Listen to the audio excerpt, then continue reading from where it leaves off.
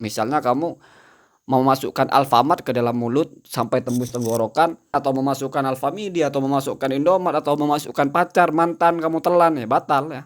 Mantanmu kamu telan ya karena gregetan, batal puasanya ya. Bagaimana dengan puasa mantannya? Ya bukan batal kalau puasa mantan, ya mati dia ya. Assalamualaikum warahmatullahi wabarakatuh. Bismillahirrahmanirrahim. Allahumma sholli ala sayyidina Muhammad wa ala alihi wa sahbihi ajma'in, amma ba'du. Rabbi syrah li sadri wa yassir li amri wahlul 'uqdatam min lisani yafqahu qawli. Kali ini saya akan berbicara secara tuntas tentang hal-hal yang membatalkan puasa yang saya ambil dari kitab Ar-Riyadul Badi'ah li Syekh Hasbullah fi usuliddini wa ba'dil furu'i fis syari'ah fi madhabi asy-Syafi'i. Sekalian juga saya bacakan kitab syarahnya yang ditulis oleh Syekh Nawawi Al-Bantani, yaitu kitab Ats-Tsimarul Yani'ah. Qala al-musannifu rahimahullahu ta'ala wa nafa'ana bihi wa bi'ulumihi fid dharaini amin. Mohon maaf ya, saya bacanya kitab di handphone saja ya. Saya tidak punya kitabnya, hanya punya versi PDF-nya. Ya begitulah ya kalau bukan ustadz beneran ya. Tapi insya Allah apa yang saya sampaikan ini benar. Kalaupun salah, saya bertanggung jawab nanti. Bismillahirrahmanirrahim. Faslun, yaitu sebuah fasal. Wal mubtilatu lis-shaumi asyratun. Hal-hal yang membatalkan puasa ada 10. Al-awwalu, yang pertama dari 10 itu, dukhulu syai'in min a'yanid dunya walau qalilan. Dukhulu syai'in, masuknya sesuatu, min a'yanid dunya, berupa materi-materi yang ada di dunia, atau sebagian dari materi-materi yang ada di dunia ini, walau qalilan, walaupun sedikit. Ilal jaufi, kepada rongga dalam tubuh. Jadi jauf itu kalau dalam madzhab Syafi'i adalah rongga tubuh bagian dalam yang tidak terlihat, atau disebut batin. Amdan, masuknya itu secara sengaja. Inda kholah, apabila ain itu masuk atau benda itu masuk, min ahadil manafidi, dari salah satu lubang-lubang tembus. Jadi bukan lubang buntu. Lubang atau jalur yang tembus, al-maftuhati, yang terbuka. Kalau di kitab lain walaupun tidak terbuka juga batal. Misalnya orang menusukkan pisau sampai ujung pisau itu menempuh jauh, baik menempuh tenggorokan atau mungkin menempuh lambung atau usus, itu juga batal ya. Itu ada di kitab lain. Tapi ini kita bicara fokus di sini saja. Ini saya baca matannya dulu ya. Sekarang masuk kepada syarahnya atau penjelasan dari poin pertama itu. Wal mubtilatu lis-shaumi asyratun. Yang membatalkan puasa ada 10. Al-awwalu, yang pertama, dukhulu syai'in, masuknya sesuatu. Apa itu sesuatu? Ainin, ialah benda. Jadi kalau dalam kitab ada bacaan lalu setelahnya ada kalimat yang menjelaskan kalimat sebelumnya, maka itu disebut huruf tafsir ya. Sehingga kalimat setelahnya dibaca i'rabnya sama dengan kalimat yang ditafsiri itu. Kalau syai'in berarti kan jar ya, menjadi mudhof ilaih, maka ainin juga dibaca jar. Lalu menjadi apa? Entah menjadi athof bayan atau entah menjadi badal, menjadi pengganti atau menjadi sesuatu yang dimaksudkan gitu. Menjelaskan maksud dari ain, dari syai'un itu apa? Yaitu ain. Ain itu materi. Maka kalau yang masuk itu bukan materi, misalnya angin, atau mungkin misalnya bau, atau mungkin misalnya suara, maka itu tidak masuk kepada yang dibahas di sini karena bukan ain. Jadi ini adalah masuknya materi gitu ya. Min a'yanid dunya, di mana materi-materi itu adalah materi-materi yang ada di dunia ini. Jadi kalau materinya itu dari surga misalnya, kamu kemasukan makanan dari surga, ya nggak batal. Kenapa? Karena sudah keluar dari sini. Inilah kita fikih. Jadi ditafsil, diperinci. Masuknya sesuatu. Sesuatu itu apa? Harus berupa materi, benda. Terus dari mana asalnya? Dari dunia. Itu ya. Kira-kira seperti itu ya. Kasam samatin, seperti syai'un sohirun gitu loh. Kalau udah kamus itu sesuatu yang kecil. Wa in lam tu'kal, walaupun tidak bisa dimakan. Jadi tidak hanya makanan. kerikil, kahasotin seperti kerikil. Jadi walaupun tidak bisa dimakan, ya biji besi atau biji paku atau mor atau apa, atau alfamart mungkin yang kecil aja batal apalagi besar. Misalnya kamu mau masukkan alfamart ke dalam mulut sampai tembus tenggorokan, kerongkongan, atau memasukkan Alfamidi atau memasukkan Indomart atau memasukkan pacar mantan kamu telan, ya batal ya. Mantanmu kamu telan ya karena gregetan, batal puasanya ya. Bagaimana dengan puasa mantannya? Ya bukan batal kalau puasa mantannya, mati dia ya. Kalau sudah mati ya bagaimana kalau mantanmu ditelan terus puasa mantanmu, bagaimana, batal atau tidak? Mati ya, jawabannya begitu. Wa minal aini, dan termasuk adalah ain. Nah ini penjelasannya ya. Ad-dukhono, yaitu asap, al-ma'rufu, yang sudah biasa kita kenal. Jadi kalau sudah dikenal namanya asap, maka itu sudah disebut ain. Tidak lagi disebut udara. Kalau udara itu tidak disebut ain. Kenapa? Karena kalau udara disebut ain, bagaimana orang yang menghirup oksigen itu nanti kita batal puasanya ya. Enggak bisa begitu ya. Jadi ain itu adalah asap. Kenapa asap disebut ain? Karena kalau kamu misalnya merokok, terus kamu tiupkan asap rokokmu itu ke sebuah benda, entah ke kertas, itu nanti ada warna putihnya. Atau warna kuningnya, ada nikotin atau apalah. Artinya asap itu mengandung sesuatu. Nah sesuatu itulah yang membatalkannya. Ya nggak usah kita bingung-bingung, kita lihat aja ada warnanya toh. Dari mana datangnya warna itu kalau dia nggak berupa barang? Beda dengan udara di mana tidak ada warnanya. Walaupun kalau tidak ada warna berarti bukan materi. Enggak, air tidak ada warna tapi juga materi. Bihilafi duhuli al-bukhuri. Berbeda kalau yang masuk itu bukhur. Bukhur maksudnya ini adalah wewangiannya, baunya. Bukan asapnya. Kalau asapnya jelas-jelas ngebul kamu tiup, apa kamu hirup, ya batal juga, sama dengan asap rokok. Tapi ini bodoh ya, kalau asap rokok kamu hirup masih enak. Tapi kalau asap dupa kamu hirup, atau asap knalpot kamu hirup, selain batal bodoh juga ya. Terus atau asap orang bakar-bakaran kamu hirup, itu selain batal juga. Saya kira itu nggak wajib puasa karena masuknya gila mungkin ya. Masuknya kemana? Ila kepada mutlakil jaufi, atau kalau dalam fikih lain itu mayusama jaufan, sesuatu yang sudah disebut sebagai rongga atau jauf. Nah kalau dalam madhab Syafi'i itu al-jaufu mayustaruh min batinil jismi, sesuatu rongga yang tertutup, yang tersimpan di dalam tubuh manusia. Dengan begitu maka mulut itu memang rongga, tetapi tidak disebut jauf. Kenapa? Karena terbuka, bukan bagian dalam tapi bagian luar. Telinga selama masih bisa terlihat, itu bukan bagian, namanya rongga, tapi bukan yang membatalkan puasa atau tidak disebut jauf. Kenapa? Karena rongganya ini dohir, hidung. Selama masih bagian depan-depannya ini, itu tidak disebut jauf, tidak disebut rongga. Maka yang disebut rongga adalah ketika sudah melampaui atau di atas hoisyum. Begitu juga otak ini ada rongganya. Salah satu bukti bahwasanya kadang-kadang otak ini kalau disuntikkan obat batal. Sama kamu suntikan obat tembus ke lambung batal. Kalau disuntikkan tembus ke daging, ini kan nggak ada rongga. Daging itu kan bukan rongga ya, kita sudah paham lah, ada rongga dada, ada rongga perut, ada rongga kepala, ada rongga telinga, ada rongga hidung. Kalau lengan tidak ada rongga lengan ya, kira-kira seperti itu ya. Jadi suntik itu kalau disuntik di badan ya nggak batal, tapi ada tafsirnya kecuali kalau suntik untuk berupa suplemen makanan ya, atau infus tapi berupa suplemen makanan, itu masih ada yang bilang batal, walaupun ada yang bilang tidak batal, tapi kita pakai pendapat yang batal. Karena apa? Karena lebih berhati-hati gitu ya. Kemudian wa illam yakun fihi, walaupun tidak ada fihi di dalam al-jauf itu, apa yang tidak ada? Kuwatu ihalatil ghada'i wad dawa'i, kekuatan atau kemampuan untuk merubah makanan atau minuman. Seperti rongga telinga. Rongga telinga ini kan kamu kalau masukin nasi tidak bisa menjadi apa-apa. Telinga ini tidak punya kemampuan untuk merubah obat menjadi zat yang lainnya. Ketika orang sakit telinga terus disemprot, itu bukan obatnya dirubah, tapi obatnya langsung bereaksi kepada luka itu. Rongga hidung itu tidak punya kemampuan untuk merubah makanan atau obat. Artinya mengkonversi kandungan dalam obat atau dalam makanan tidak bisa.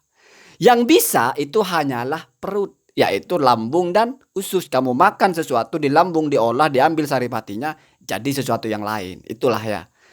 Jadi tidak harus begitu syaratnya untuk disebut rongga yang membatalkan puasa. Sehingga bukan hanya perut. Nah itulah madhab Syafi'i. Walaupun memang ada pendapat lain yang mengatakan Rongga itu di syaratnya yushtaratu ayyakuna lahu quwwatun fi ihalati at-ta'ami atau al-ghada'i wad-dawa'i. Tapi itu pendapat yang tidak dipakai. Al-muwafaq khilafuhu, yang disepakati adalah yang bertentangan dengan pendapat itu, yaitu mayusama jaufan. Pokoknya sudah rongga bagian dalam mana saja, baik punya kemampuan bisa merubah makanan atau obat atau tidak itu. Kamu minum tablet itu kan obatnya nanti dirubah di lambung. Maksudnya dirubah itu dicerna gitu, diambil zatnya menjadi barang yang lain gitu. Kira-kira seperti itu ya.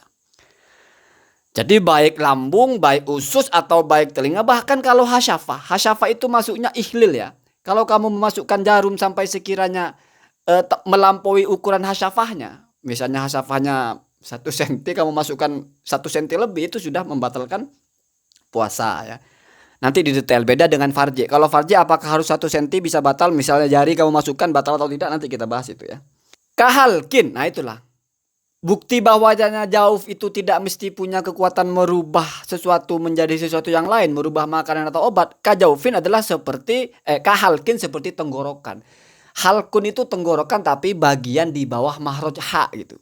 Jadi dari tengah ke bawah ya. Kalau di atas itu kan kho, kalau ha ini kan tengah, ha di bawahnya ya. Jadi itulah disebut dengan rongga atau jauf yang kalau kemasukan barang ke situ sudah batal. Walaupun di sini tidak mungkin mampu merubah makanan atau obat menjadi sesuatu yang lain. Kenapa? Karena dirubahnya nanti di bawah, di perut. Wabatini udunin seperti yang saya bilang tadi, dan juga telinga bagian dalam. Wa ihlilin, ihlil ini kadang diartikan saluran kemih ya. Kadang juga diartikan saluran payudara perempuan tapi ya. Kenapa? Karena perempuan kan darahnya susunya itu puting ya. Kalau jomblo hati-hati ngomong itu. Keluar air susu berarti kan ada salurannya.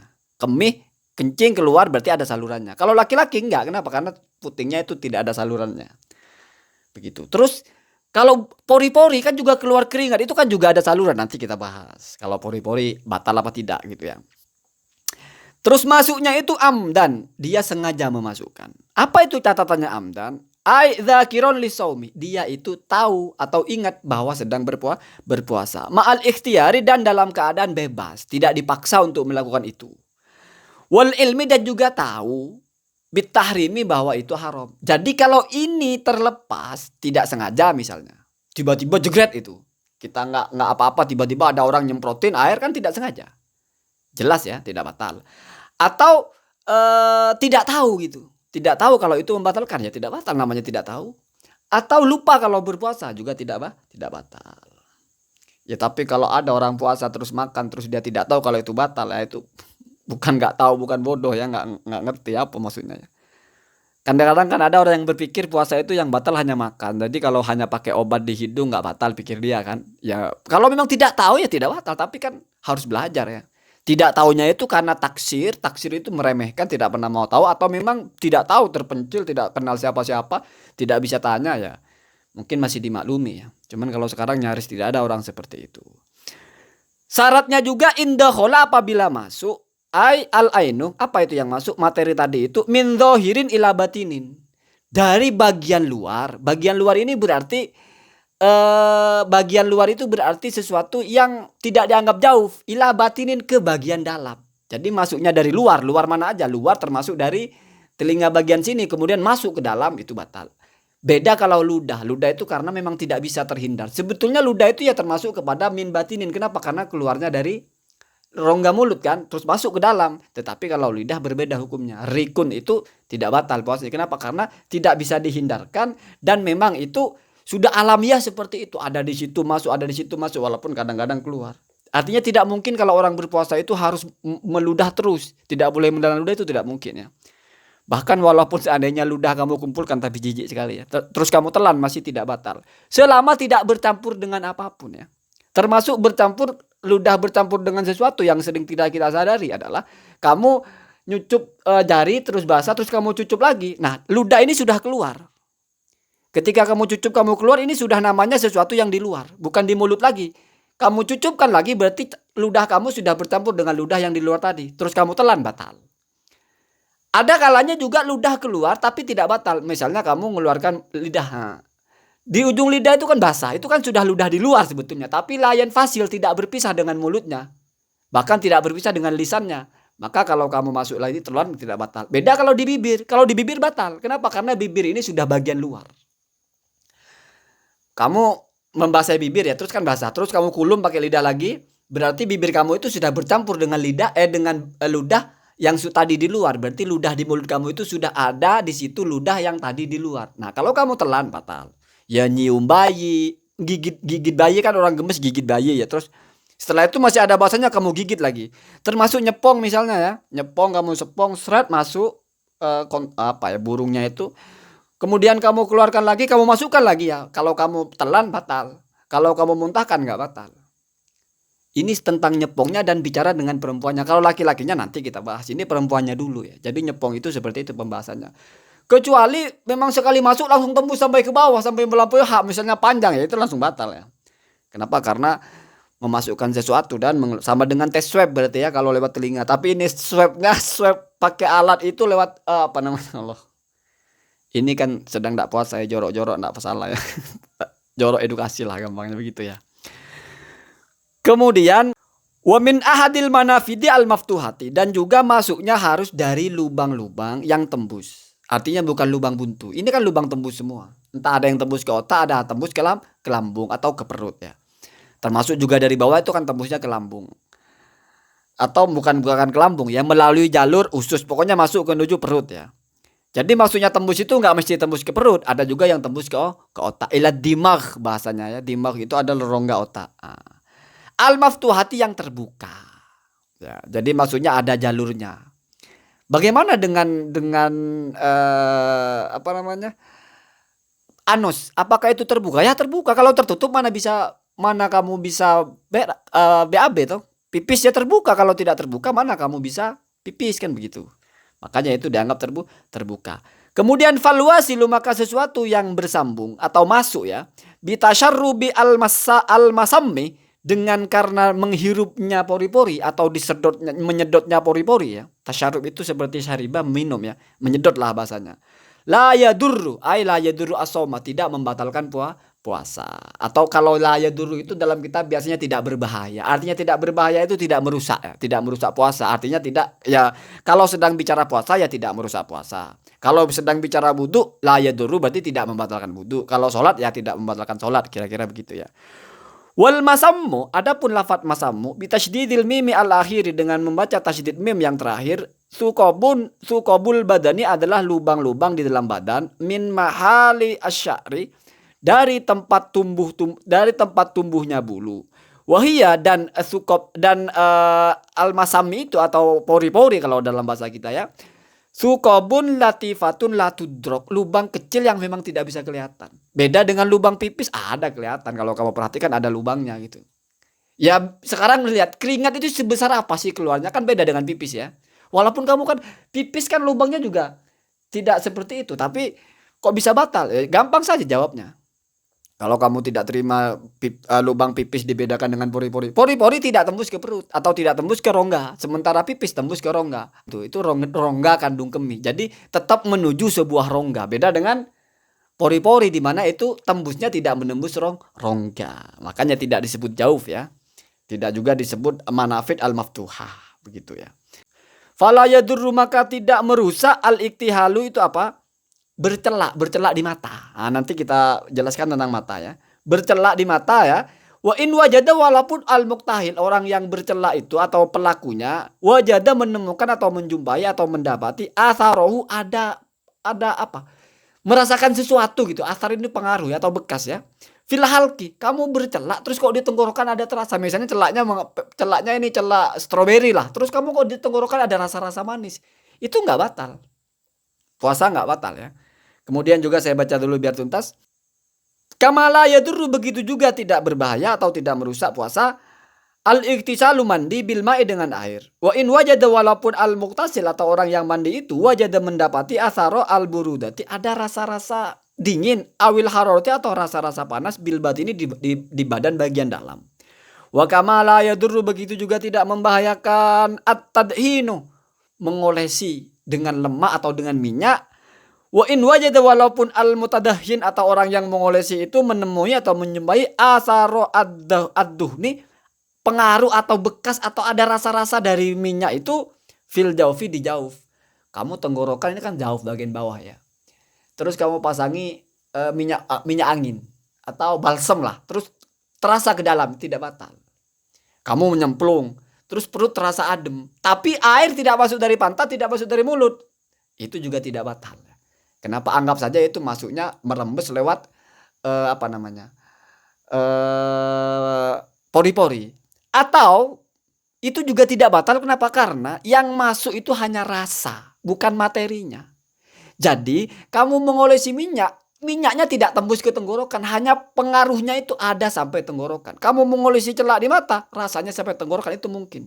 Nah, memakai obat mata tidak batal. Kenapa? Karena mata ini tidak sama dengan telinga, tidak sama dengan hidung, tidak sama dengan lubang-lubang yang lain. Dianggap bukan manafid maftuha, tidak dianggap sesuatu yang ada jalur tembusnya.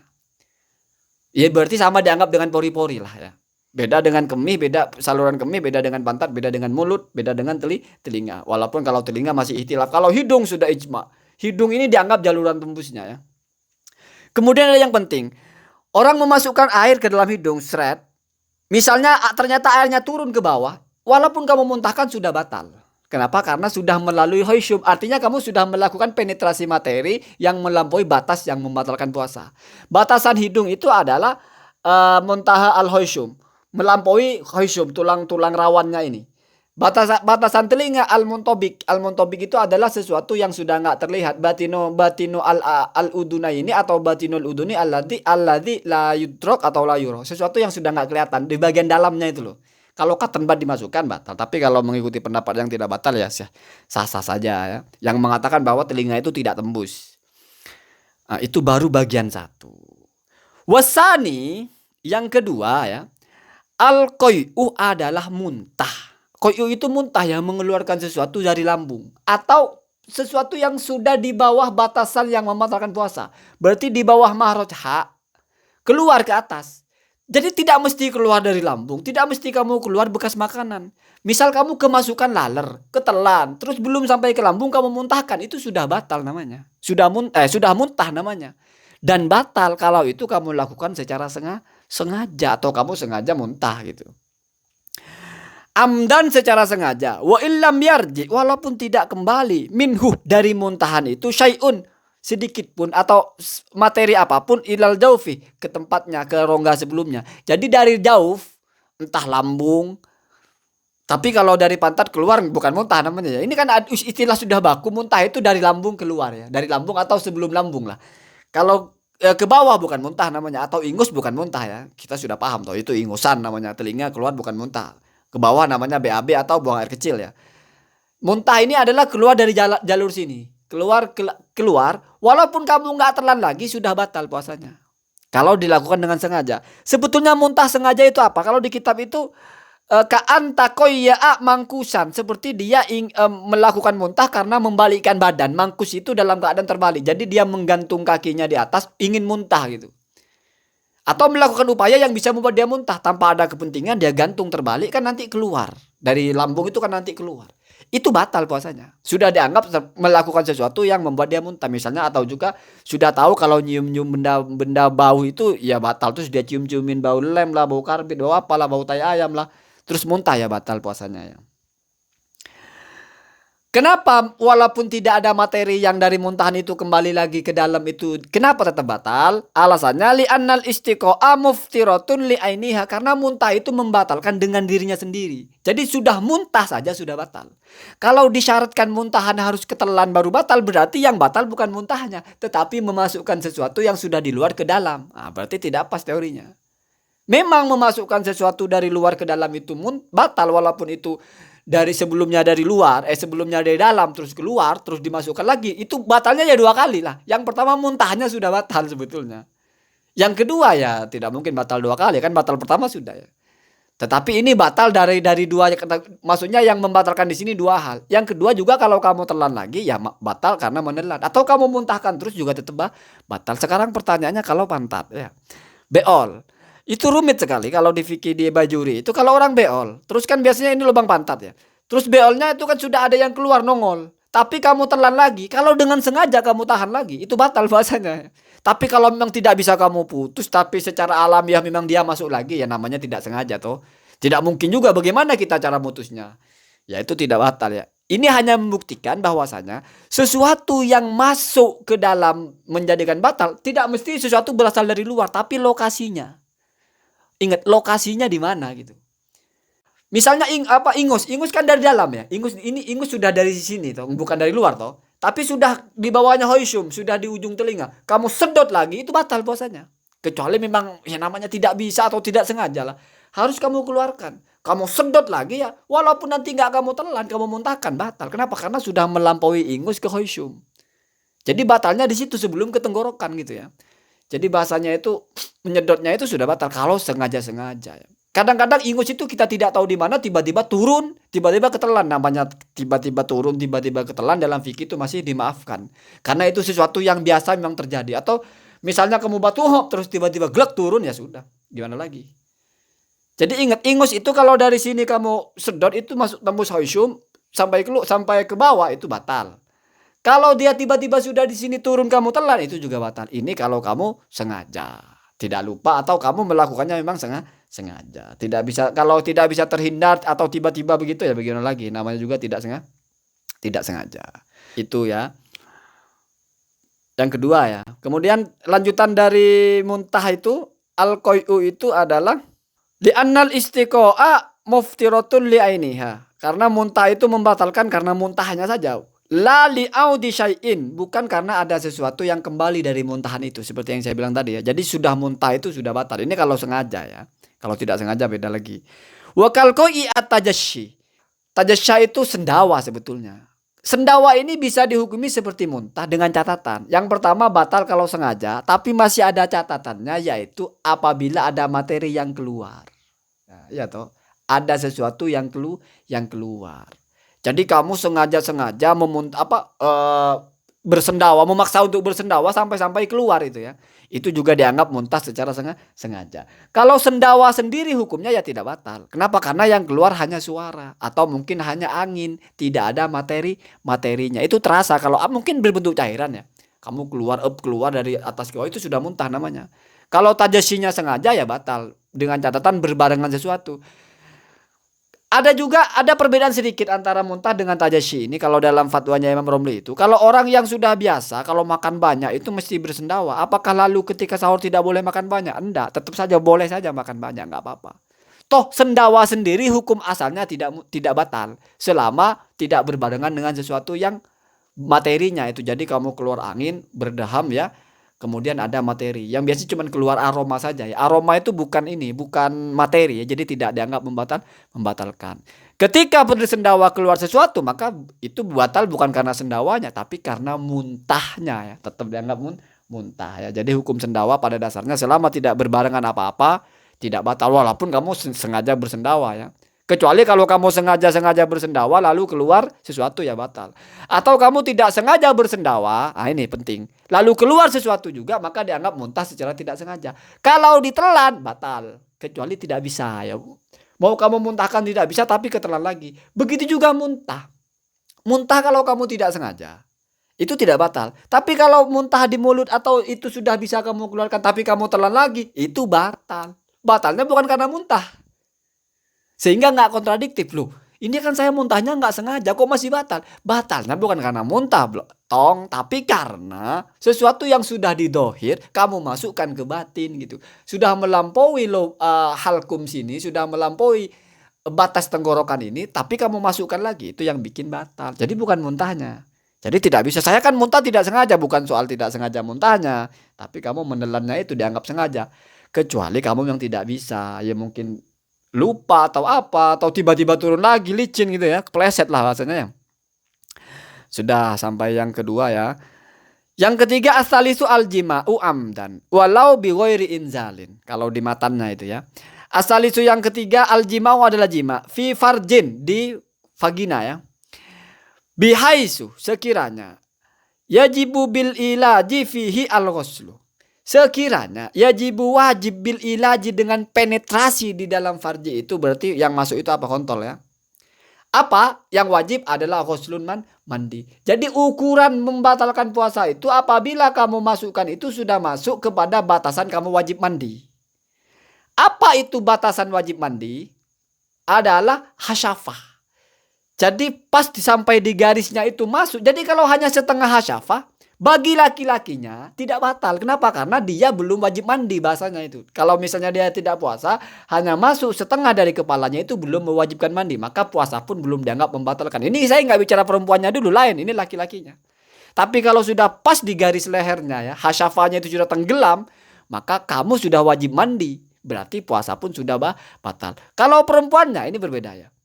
Wa ammal mar'atu, adapun perempuannya, fatafturu bidukhuli ba'dil hasyafati, maka sudah batal walaupun yang masuk setengah dari kepalanya. Kenapa? Karena batalnya ketika masuk ke setengah dari kepala itu memang tidak wajib mandi. Kenapa? Karena masih belum disebut jima gitu loh. Iya toh. Jadi laki-lakinya tadi tidak wajib mandi, puasa tidak batal kalau hanya setengah. Kenapa? Karena tidak masuk jima. Jima itu masuk minimal sampai kepala. Tapi perempuannya sudah batal karena apa? Karena di sini alasannya li'annahu yasduku alaihi wusulu ainin ila jaufin amdan, karena itu dianggap atau benar untuk dikatakan bahwa si perempuan ini sudah memasukkan sesuatu kepada jaufnya secara sengaja. Jadi bab membatalkannya puasa perempuan atau batalnya puasa perempuan yang vaginanya dimasukin separuh dari kepala palkon itu bukan karena jima, sehingga dia tidak wajib mandi, tapi karena dianggap memasukkan sesuatu secara sengaja. Berarti batasan limit dari vagina mana disebut jauf itu pokoknya lewat dari batas yang terlihat gitu ya. Itu sebetulnya detail ya, antara laki-laki antara perempuan janda yang sudah melahirkan dengan perawan beda ya. Biasanya kalau perempuan itu, kalau ini perawan ya, batasannya disebut bagian dalam itu yang tidak kelihatan gitu. Itu sudah bagian dalam. Kalau yang masih kelihatan itu bagian luar. Tapi kalau yang sudah melahirkan itu dia duduknya jongkok dulu. Nah, kalau di situ kelihatan itu berarti bagian luar. Kalau nggak kelihatan berarti bagian dalam. Dimana kalau dia berdiri itu bagian yang sesuatu yang apa bahasanya ya, sesuatu yang mungkin masih bagian luar tapi sudah nggak kelihatan ya, sudah tertutup daging ya, sudah tertutup dagingnya, makanya ukurannya ketika duduk. Sementara kalau perawan ukurannya ketika normal. Kalau sudah ada sesuatu yang masuk daerah situ batal, sebesar apapun termasuk separuh kepala kontol ya. Jadi ingat-ingat kadang laki-laki memasukkan kepala kontolnya ke perempuan, masuk setengah, laki-laki tidak batal, perempuan batal. Dan dua-duanya tidak wajib mandi. Kalau masuknya full sampai kepala kontol penuh, laki-laki wajib mandi dan juga batal karena jima. Perempuannya batal 2 kali. 1 karena jima, karena sudah dianggap jima. Gak mungkin toh cuma laki-laki dianggap jima, perempuannya enggak. Tetapi perempuannya itu batalnya juga karena jima, juga karena masuk sesuatu ke dalam farjina ya. Jadi itulah fikih ya.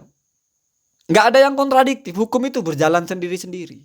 Semuanya itu konsisten dengan konsep masing-masing. Ini kan bukan jima. Laki-laki misalnya memasukkan separuh dari kontolnya itu. Kan belum jima, kan dia nggak batal loh. Perempuannya kok batal, kan belum jima. Ini babnya perempuannya bukan masuk bab jima. Tapi wusulu syai'in ila jaufihi amdan. Sesuatu masuk ke jaufnya secara sengaja ya. Enak kalau ngaji fikih itu detail enak ya. Walau biwairi inzalin. Namanya jima walaupun tidak keluar sperma sudah batal ya. Inzal itu adalah keluar sperma ya. Sawaun fi dzalika, sama dalam hal itu, yaitu sama-sama jima, sama-sama ukurannya sampai hasyafah, dan juga sama-sama walaupun tidak inzal tetap batal puasa. Apa itu? Farjul adamiyyi, masuknya kepada vagina perempuan, wa ghairihi, dan juga vagina binatang ya. Ya kalau tembok kan bukan vagina namanya ya. Jadi harus vagina, entah binatang ya, hanya 2 kalau nggak manusia ya binatang. Min kubulin, dari baik juga dari vagina ya, bahkan ada juga auduburin atau belakang anus ya. Jadi kamu sodomi kambing, sodomi orang, sudah lewat dari hasyafah itu berarti sudah batal. Walau zaidan, walaupun itu adalah zaidan ini enggak asli ya, tambahan ya. Tambahan itu maksudnya apa ya? Aslinya bukan itu vaginanya, atau mungkin vagina yang mungkin orang yang dioperasi itu ya. Vaginanya itu tambahan, bukan aslinya, bukan vagina tapi membuat, tetapi sudah yutlaku ala annaha farjun. Sudah disebut farji gitu. Walaupun memang prosesnya bukan enggak alami lah bahasanya. Au mubanan, atau terputus. Vagina yang terpisah gitu. Ini detail fikihnya ya. Tetapi selama yasduku annahu farji. Selama tetap dikatakan itu farji. Beda kalau dengan kulfah. Kulfah itu adalah potongan sunatan. potongan sunatan kepala kontol itu dipegang tidak batal wudu. Kenapa? Karena itu tidak disebut kontol kepalanya atau cuman bagian depannya atau tapi kalau kontol diputus itu kan tetap disebut kontol walaupun terputus itu tetap batal. Dan kalau perempuan kalau laki-laki memasukkan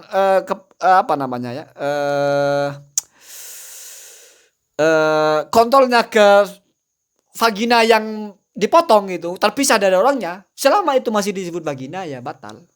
Gitu ya. Itu maksud dari walau zaidan atau mubanan ya. Sebegitu detailnya fikih ya. Ya penting tidak penting ini kan ngaji ya. Semoga bermanfaat. Sudah sampai di sini dulu karena ini masih ada ar-rabi'ah. Nanti kita lanjutkan. Hadanallahu wa iyyakum ajmain. Assalamualaikum warahmatullahi wabarakatuh.